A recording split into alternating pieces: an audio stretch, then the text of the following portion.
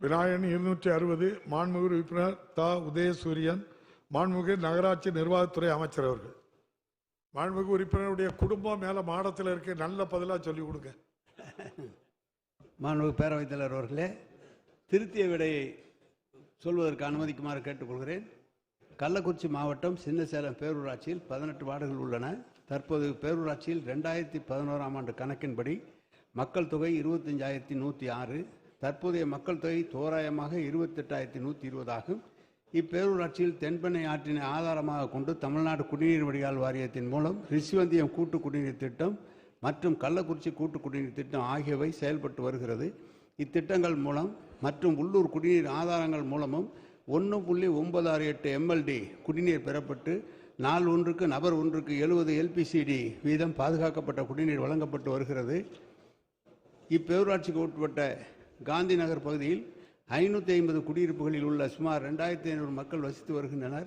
தற்போது கூட்டு குடிநீர் திட்டத்தின் மூலம் குடிநீர் தங்குதடையின்றி வழங்குவதற்கு ஏதுவாக புதிதாக 1 லட்சம் லிட்டர் கொள்ளளவு கொண்ட மேல்நிலை நீர்த்தேக்க தொட்டி ரூபாய் 53 லட்சம் மதிப்பீட்டில் கட்டப்பட்டு பணிகள் தற்போது முடிவுறும் தருவாயில் உள்ளது.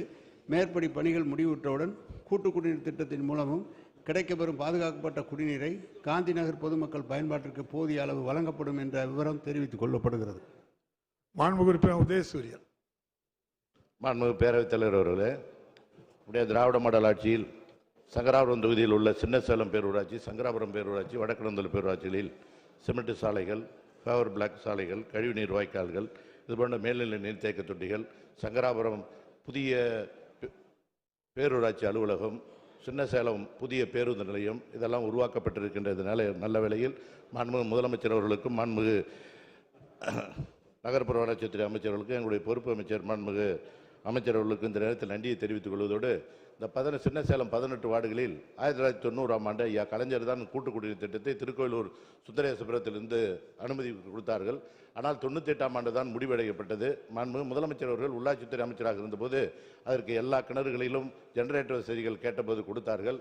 ஆனால் இப்போது இந்த காந்தி நகர் என்பது ஆதிதிராவிட மக்கள் வாழ்கின்ற 9வது வார்டு, 10வது வார்டு, ஏற்கனவே 18 வார்டுகளிலும் 16 வார்டுகளில் 2 குழாய்கள் பதிக்கப்பட்டுள்ளது. கிணற்று தண்ணீரை கொடுப்பதற்கு ஒரு குழாயும், தென்பெண்ணை ஆற்றிலிருந்து வருகின்ற கூட்டு குடிநீர் திட்டத்தை கொடுப்பதற்கு ஒரு குழாயும் பதிக்கப்பட்டு கொடுக்கப்படுகிறது. ஆனால் இந்த காந்தி நகரில் ஆதிதிராவிட மக்கள் வாழ்கின்ற இந்த பகுதியில் ஒரு குழாய் மட்டும் பதிக்கப்பட்டு கிணற்று தண்ணீர் தான் கொடுக்கப்பட்டது. ஆகவே தண்ணீர் நல்ல நீர் கொடுப்பதற்கு வாய்ப்பில்லாத காரணத்தினால்தான் சென்ற நிதிநிலை அறிக்கையில் நான் இந்த கோரிக்கை வைத்தேன். ஆகவே 1 லட்சம் கொள்ளளவு கொண்ட மேல்நிலை நீர்த்தேக்க தொட்டியை மாண்புமிகு அமைச்சர் அவர்கள் கொடுத்து இப்போ முடிவின் தருவாயில் உள்ளது. ஆனால் அந்த குழாயில் கொடுக்கின்ற போது ஒரு குழாய் தான் இருக்கிறது, அது கிணறு தண்ணீர் கொடுக்கப்படுகிறது. மேலும் சாலை சிமெண்ட் சாலை, ஃபேவர் பிளாக் எல்லாம் போடப்பட்டிருப்பதனால் PVC பைப்பை பயன்படுத்தி நோண்டி போட்டால் சாலைகள் சேதமடையும். மாண்புமிகு அமைச்சர் அவர்களிடம் GI பைப்பு மூலமாக சாலை ஓரங்களில், தெரு ஓரங்களில் அந்த குழாய்களை புதிதாக 32 லட்சம் ரூபாய் மதிப்பீடு மாவட்ட ஆட்சித்தலைவர் மூலமாக கருத்தூர் வரப்பட்டிருக்கிறது. 26/9/2025ஆம் ஆண்டு வரப்பட்டிருக்கிறது. ஆகவே மாண்புமிகு அமைச்சர் அவர்கள் GI பைப்பு மூலமாக அந்த காந்திநகர் மக்களுக்கு நல்ல குடிநீரை கொடுப்பதற்கு முன்வருவார்களா என அறிய விரும்புகிறேன். மாண்புமிகு அமைச்சர் அவர்கள். மாண்புமிகு பேரவைத் தலைவர் அவர்களே, இப்போது மறுசீரமைப்பு பணிகள் ரெட்ரோஃபிட்டிங் வேலை நடந்து கொண்டிருக்கிறது. அதில் பிளாஸ்டிக் குழாய்க்கு பதிலாக GI குழாய் போட வேண்டும் என்று சொல்கிறார். அதிகாரிகளோடு கலந்து பேசி அது எவ்வளவு சாத்தியப்படும் என்பதை அறிந்து அதை செய்வதற்குரிய முயற்சி எடுக்கப்படும். இப்போது 2001 நம்முடைய முதல்வர் தளபதி அவர்கள் பொறுப்பேற்கிற வரை அங்கு நடைபெற்ற ஸ்வாட் மூலம் 3 லட்சம் மக்களுக்கு 8 MLDயும், நகராட்சி மூலம் 1 லட்சம் மக்களுக்கு 6 MLDயும், பேரூராட்சிகள் மூலம் 2 லட்சம் மக்களுக்கு 11 MLD குடிநீர் வழங்கப்பட்டு வந்தது.